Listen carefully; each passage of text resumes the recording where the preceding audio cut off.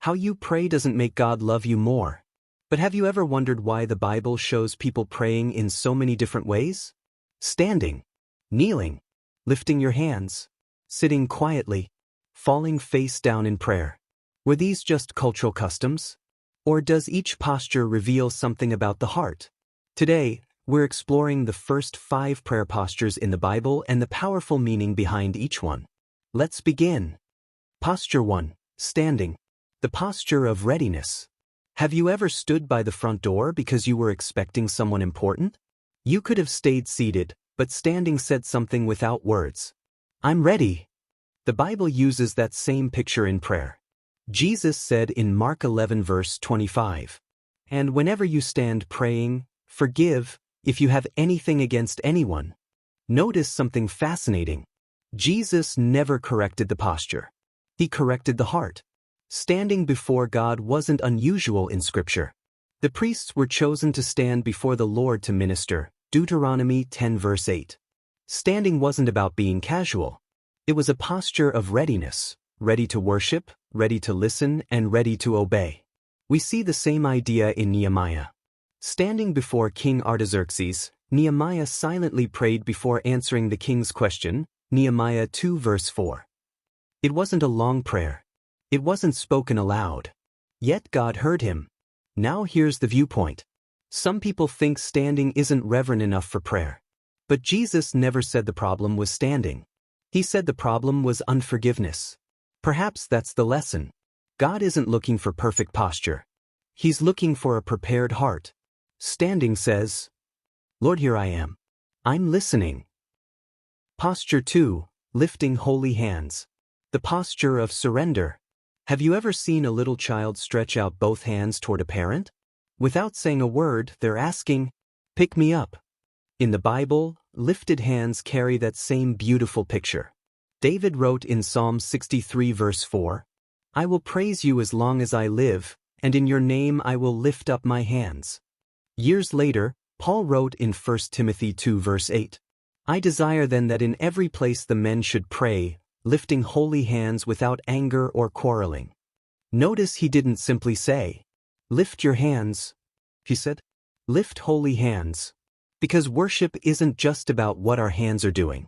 It's about what our hearts are holding. One of the most powerful examples is Moses in Exodus 17. As long as he kept his hands raised toward heaven, Israel prevailed in battle. When his arms grew tired, Aaron and Hur stood beside him and helped hold them up. The victory wasn't in Moses' hands. It was in God's power. The lifted hands simply declared dependence. Now here's the viewpoint. Some Christians naturally raise their hands in worship. Others never do. Does one love God more than the other? Not at all. Raised hands don't impress God. A surrendered heart does. Lifted hands say, "Lord, I can't do this without you." Posture 3. Kneeling. The posture of humility and submission. Have you ever received news so overwhelming that you couldn't remain standing? Sometimes our knees bend before we even realize it. Not because someone told us to kneel, but because our hearts are overwhelmed. That's exactly what kneeling often represents in Scripture. It is the posture of humility, surrender, and complete dependence on God. One of the clearest examples is Daniel. Despite a law that made prayer punishable by death, Daniel 6 verse 10 tells us that he got down on his knees 3 times a day and prayed, giving thanks before his God, as he had done previously. Daniel didn't kneel because it was comfortable. He knelt because his loyalty belonged to God before it belonged to any earthly king. We see the same posture in the life of Jesus. In the Garden of Gethsemane, Luke 22 verse 41 says, "He withdrew about a stone's throw beyond them, knelt down and prayed." Just hours before the cross, Jesus knelt, not because he was weak, but because he willingly submitted himself to the Father's will. Now here's the viewpoint. Some Christians believe kneeling is the only proper way to pray.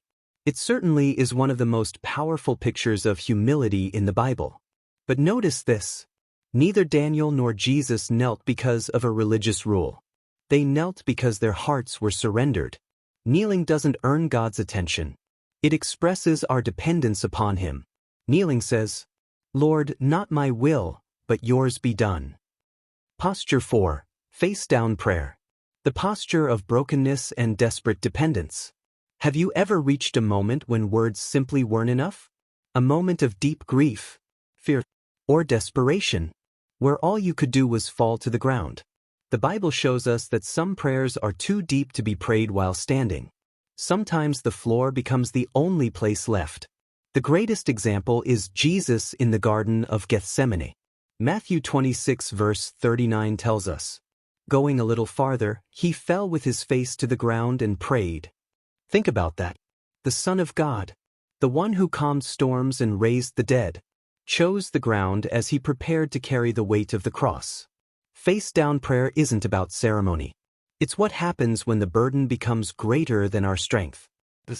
Lord, I have nothing left to rely on except you. Now here's the viewpoint. Many people confuse face-down prayer with prostration. They look similar, but they are not always the same. Face-down prayer often flows from deep anguish, repentance, or desperate dependence. Prostration, which we'll explore later, is primarily a deliberate act of worship and complete surrender before the overwhelming holiness of God. The two can overlap, but they don't always carry the same emphasis. Face-down prayer says, Lord, I've come to the end of myself. Posture 5. Sitting.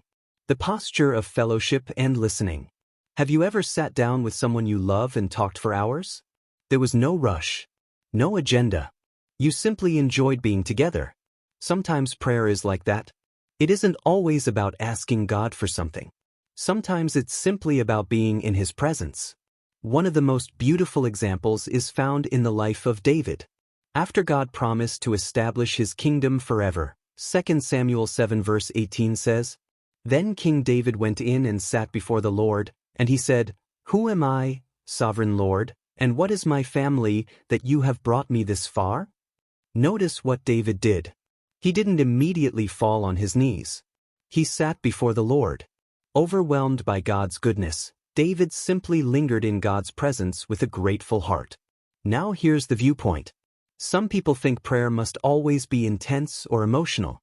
But Scripture reminds us that intimacy doesn't always shout. Sometimes it simply sits quietly before God.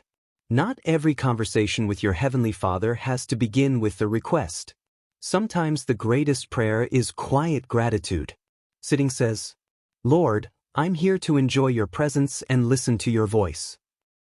Now I'd love to hear from you. Which of these 5 prayer postures has been the most meaningful in your walk with God? Let me know in the comments below. And don't miss the next Bible study in this series. What does it really mean to pray while walking with God? What can praying from your bed teach us? And why did Abraham, Joshua, John, even the angels in heaven, respond to God's presence by prostrating themselves before Him? In our next Bible study, we'll uncover the biblical meaning behind these 3 powerful prayer postures and why they still matter today. You won't want to miss it. If this Bible study helped you understand Scripture more deeply, please like this video, subscribe to Bible Tunnel, and share it with someone who wants to grow in prayer.